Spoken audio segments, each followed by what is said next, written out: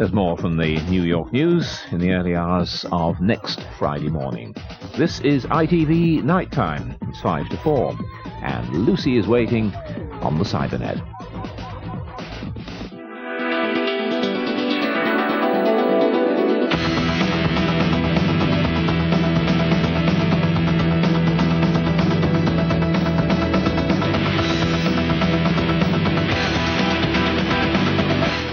Cybernet's back with me, Lucy Longhurst. In this show, we'll go wild with the Animaniacs, make some noise at a football match, check out Pets of the Future, and put a monster in your pocket. It's explosive. It's Cybernet.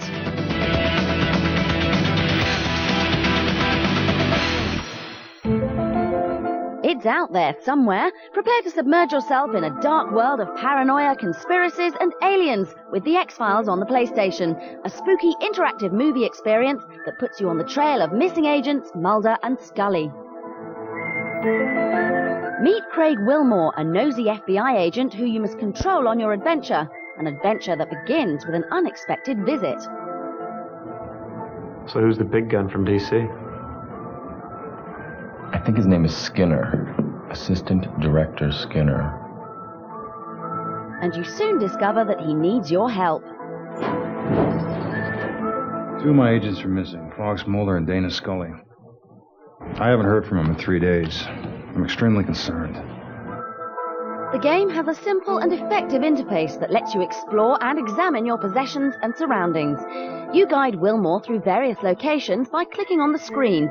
Then you're able to speak with any of the characters you meet, and they'll give you information that'll help you find Mulder and Scully. 2 FBI agents who checked in here. Despite the fact that you have to collect clues and solve puzzles, there's not much in this game to test your brain.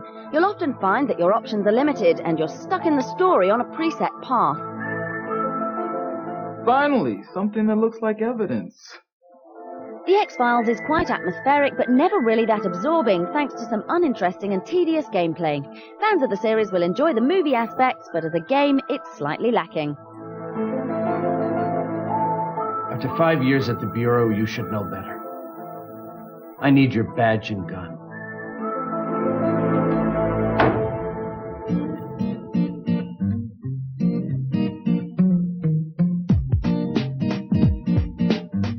If you're having trouble with Croc 2, then grab a pen. We've got a cheat that will help this romping reptile in his quest to find his long-lost parents. At the title screen, hold L1 and press triangle, left, left, right, square, up, up, left, and circle. Then, during gameplay, hold L2 and press R2 to access the cheat menu. This will allow you to take as many jellies and other sweets as you wish, and you'll be amazed at how many crystals you can fit inside that tiny backpack.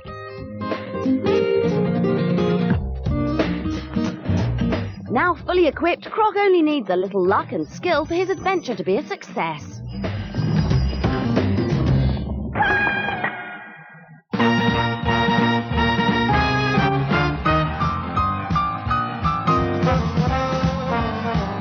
There's no avoiding the Animaniacs. After appearing in a disappointing platform game, Wacko, Yakko and Dot have returned to challenge Thaddeus J. Potts, Dr. Scratch and Sniff and Ralph the Guard to a game of paintball.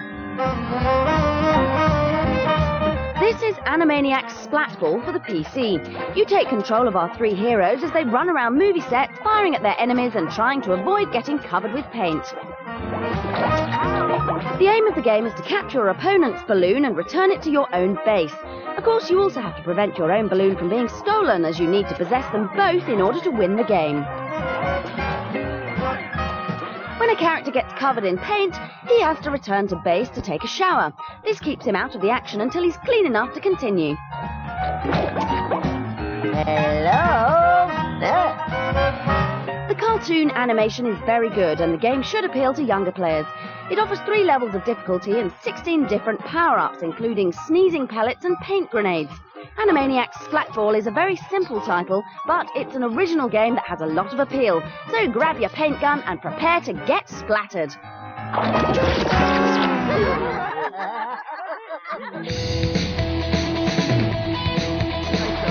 If you're you're a football-loving PlayStation owner, then here's the game you've been waiting all year to see. FIFA 99 was regarded by many as the greatest football game ever, and here's an exclusive first look at the inevitable sequel, FIFA 2000. The referee not touching the challenge there. Ronaldo. As well as updating the team and player information, a number of minor improvements have been made to the game. The crowd are now better animated and are able to chant the names of players who are performing well in the match. The gameplay is slightly faster and you can avoid being tackled by placing your body between your opponent and the ball. Doing well there to keep the ball. Needless to say, the game retains its fantastic playability and the incredible player animations that have made the FIFA series such a success. It looks like he swallowed a wasp. And the celebrations are, well, bizarre to say the least. Some people may say that FIFA 99 was so good it doesn't need a sequel, but if the follow-up looks as good as this does, then we can't wait to review it. We could almost get as excited as the players themselves. Well, almost.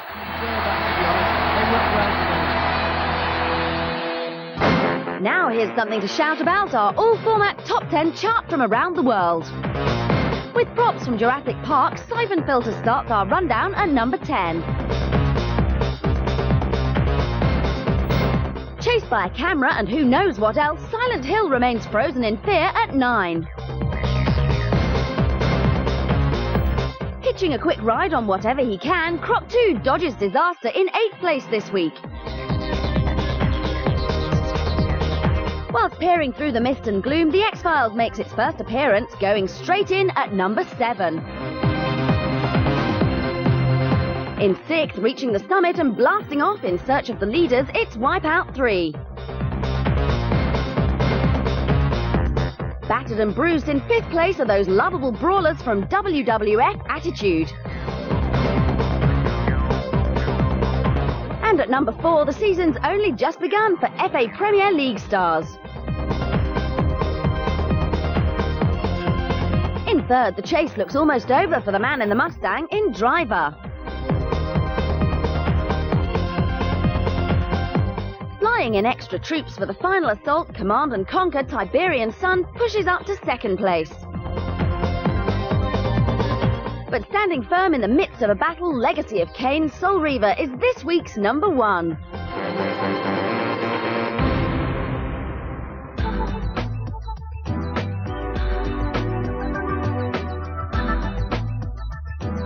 If you love animals, but the thought of owning an attention-demanding, fur-shedding pet makes you shudder, think again. The amazing pace of technology has now produced a completely new type of companion, and you can find out all about them on the net.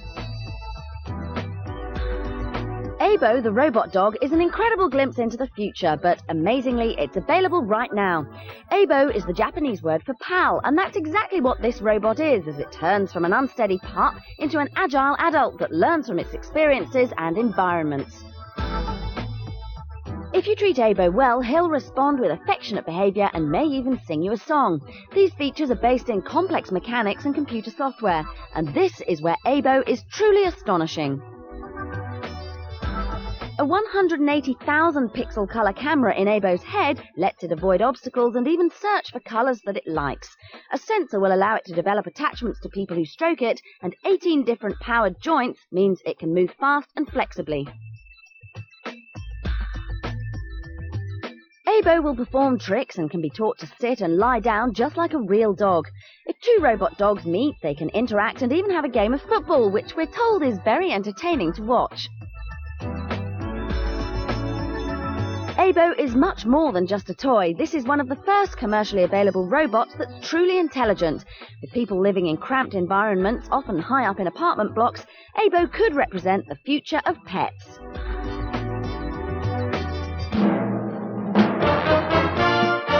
Yes, you are watching robots playing football. These are the Honda humanoid robots, which have been in development for over 10 years. With their incredible sense of balance, these cute characters can even walk upstairs. The commercial potential of these friendly-looking robots is immediately obvious. These mechanoids can perform tasks or work in environments that are too dangerous for humans. So, if the internet is to be believed, robots will be playing a major part in our lives sooner than we think. Now let's watch that action replay.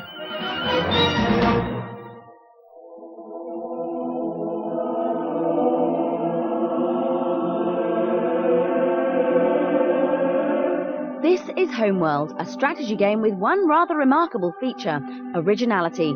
Created by the same team who programmed Half-Life, it's achieved what many thought was impossible: an exciting real-time strategy game based in the rather large, empty area we call space. What the programmer has managed to achieve by producing Homeworld hasn't gone unnoticed by another, more famous games designer. I'd not been thinking about a space battle game for a long time, but it always bothered me that how do you keep the suspense going when these spaces are just a big black void? And he managed to cover that by allowing the scalability into the engines and this grand epic of a game that has just millions of ships flying around. Without interactive, detailed environments, Homeworld has had to find other ways to become exciting and fun. Most importantly, it uses a control system that's surprisingly simple. Once you've learned how to use it, in the excellent training missions, you'll be able to quickly find, control and issue orders to any of your ships at any time. And as every ship looks stunning, you could spend hours simply watching them carry out their tasks. Whether they're collecting resources, scouting new areas, or heading into battle, the graphics and animation will often amaze you. Together with its balanced missions, brilliant multiplayer mode, and an engrossing storyline, Homeworld is a truly epic game. Space has never been more enjoyable. OK, time for our competition now, so grab a pen. This week's prize is a PlayStation and a copy of Legend of Cartier to play on it, so prepare for this courageous quest and get to grips with the might and majesty of this battling adventure. To win this prize, call our number and answer this question: who was the first man on the moon? Was it A. Michael Jackson, B. Neil Armstrong, or C. Arnold Schwarzenegger? If you think you know, call 0660 113333. Please dial carefully and don't forget to ask permission from the person who pays the telephone bill first. We'll put up the question and number again at the end of today's show, so get dialing and good luck. Coming up, we tumble at high speed, go on the rampage and find out what's behind the latest monster craze.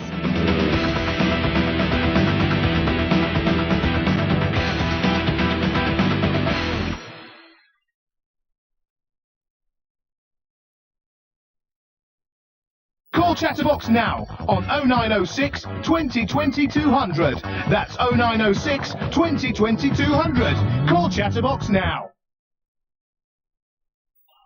It takes a lot to get me out of bed in the morning. No! My boss says it's because I'm a lazy trout. I might not be very good in the morning, but I know what is.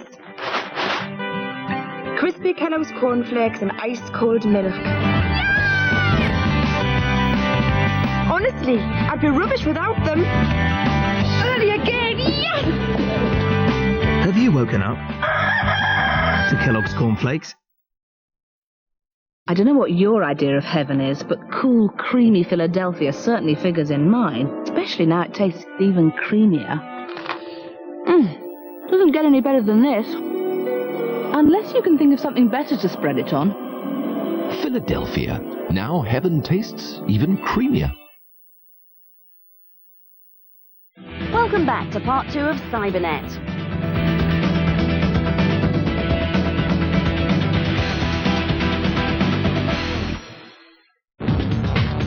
Whilst many first-person action games have good and occasionally brilliant single-player scenarios, it's the multiplayer mode that has really kept these titles popular. And while the world waits for Quake 3 Arena to appear, Unreal Tournament has filled the void and has instantly become the best multiplayer game we've played. Whilst you can play against other people over a network or the internet, you can also pitch yourself against a variety of bots or computer-controlled opponents. Unlike many titles, the bots in Unreal Tournament are incredibly intelligent. Set the game to easy and they'll simply rush at you madly, firing all over the place. However, try a more difficult setting and they'll begin using tactics, seeking health when injured, collecting power-ups just before an attack, and aiming more accurately than Robin Hood.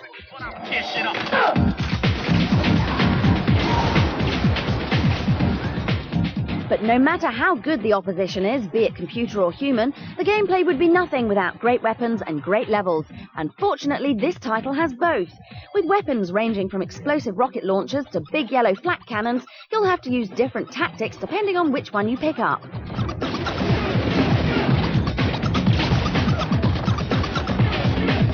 And the levels? Well, they're some of the most imaginative and well-designed we've seen. Our favourite has to be the Galleon, an entire level based on a pirate ship.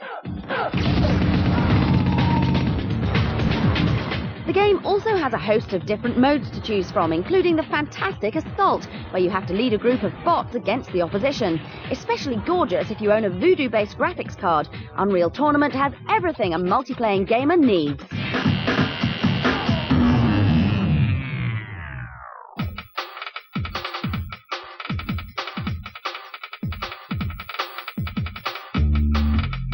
If you've ever been stuck for a word, wondered what a word meant, or wanted to know how something worked, then the Visual Dictionary is for you.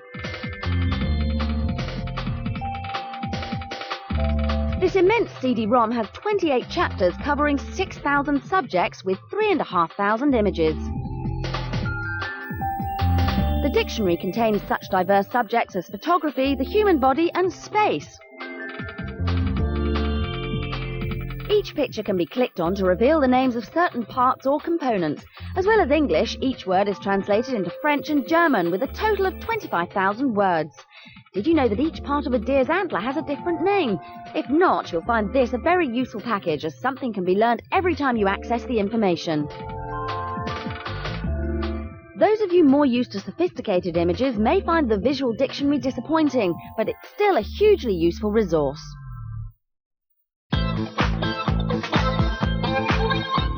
Another great title that's fun and educational is Maths Ace Jr. Here you join Bitbot the robot as you explore his submarine, and he gives you maths problems to solve. There are 15 essential mathematical concepts to get to grips with, but don't get bored just yet, as these numerical tasks are more like games than hard work. Playing Mathematics Ace Jr., a child couldn't fail to improve their mathematical skills. As with the Visual Dictionary, the graphics may look dated, but the games are fun and educational. Apart from improving your maths, you get to travel the world's oceans sucking up fish in a giant hoover. And it doesn't get much better than that.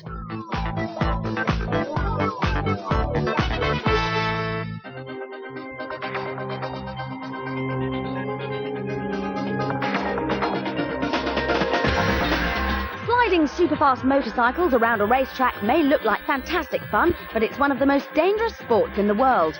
Now, thanks to GP500 on the PC, fans can experience all the thrills of the sport without the danger from the safety of their own living room chair. Despite several good bike games appearing over the last year, GP500 is quite simply the most realistic and impressive two-wheeled racer in the world. Handling your 200-mile-per-hour machine is scary and actually demands concentration. But when you finally overtake someone by powering out of a corner and laying some rubber on the track, well, there's nothing more satisfying. Graphically, GP500 is astonishing. The bikes bump and weave when you apply the brakes or accelerate hard, and the riders react to every obstacle thrown at them. It's nice to choose different riders because it looks exactly like them. So in the game, you know, to actually be racing in a race and to come up on them, it's just like what we see through our helmets. So, you know, kind of without all the work, you're able to achieve the same thing. So it's nice in that way. Initially, it'll seem hard to stay on the track, let alone win a race, but the game is compelling because the racing is so competitive and demands some real strategy. You can even increase the skill of the other riders to make the game more challenging. GP500 is not only an excellent bike game, but an amazing achievement on the PC. If you're bored with Formula One cars or want something better, then two-wheeled thrills don't come any more exciting than this.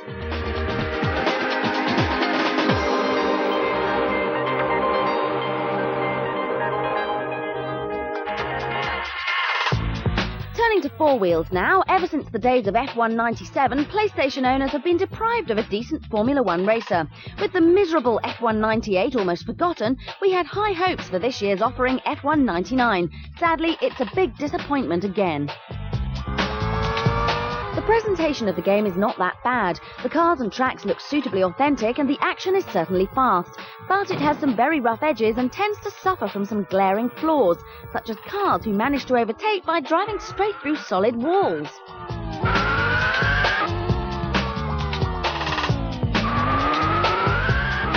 The worst part of the game, though, is the handling of your vehicle. It's just not responsive enough, making the races frustrating and not particularly fun to play.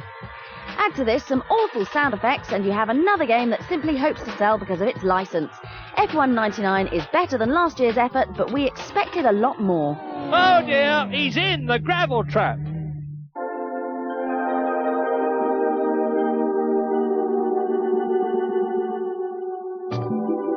It's been out for nearly a year, but Zelda on the N64 still holds a few surprises, as these unusual tactics reveal. If you thought that the evil Ganon was the most dangerous citizen of Hyrule, then you obviously haven't picked a fight with a chicken. If you bully one of the birds for too long, you'll prompt a call for reinforcements. Before you know it, a whole flock of chickens will arrive to drive you off. Against such an assault, even the legendary Link doesn't stand a chance. Run away.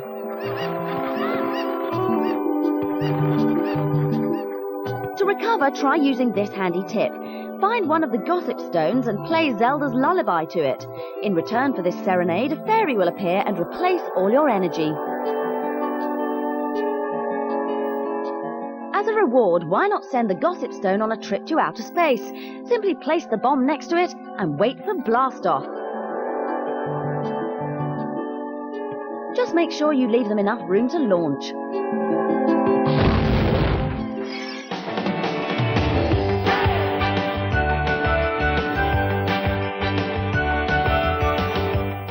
Phenomenon that's sweeping the world, the tiny handheld game called Pokemon, and it's driving children crazy. Pokemon are the best! And the excitement it generates in kids shows no sign of waning. They simply can't get enough of it.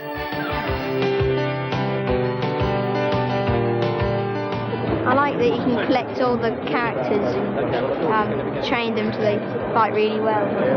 It's really exciting and you have to think about it to play it. I like their attacks, because one's a fire Pokemon, the other's an electric Pokemon. The first three Pokemon evolve from one Pokemon. So Charmander evolves into Charmeleon, which evolves into Charizard. And I picked up Charmander as my first Pokemon. Charmander, eh? You're not the only one who's picked up this red dragon, but where did this craze for collecting electronic monsters start? Well, it all began in a land far, far away. Japan. The first Pokemon game was released 2 years ago on the Game Boy and has sold over 8 million cartridges. Since then, the Japanese have snapped up every Pokemon product they can get their hands on. There have been trading cards, music CDs, comic books, cuddly toys, a TV show, and a Japanese airline has even converted its planes into flying Pokemon, with the game's mascot, Pikachu, as its star. One shop in downtown Tokyo sells nothing but Pokemon merchandise, and you can buy everything from fridge magnets to coffee mugs. And now the incredible craze is reaching new shores, with the very first Pokemon cartridges arriving by sea, destined for tiny European hands. England was chosen as the launch hotspot, and it was there that the game landed, soon to be whisked away under heavy escort to a secret warehouse location. Cybernet managed to dodge the security and find out exactly what the game's all about.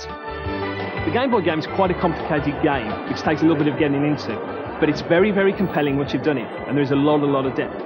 You basically have to catch all 150 Pokemon, and you do that by walking around Pokeworld, finding the Pokemon, and then trying to capture them. But in order to collect all 150, you have to train your Pokemon up, and then you have to find friends who have got some of the Pokemon characters which you haven't got, and then swap them with them via a link lead which joins two Game Boys together. And it doesn't end there. Pokemon Stadium will allow you to use your saved Game Boy monsters on the N64 and compete with your friends.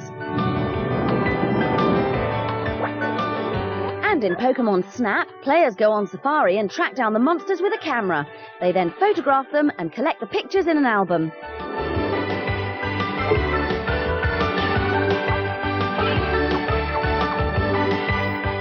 And with Pokemon the movie just released in Japan, it looks like the phenomenon is here to stay. You lucky, lucky children.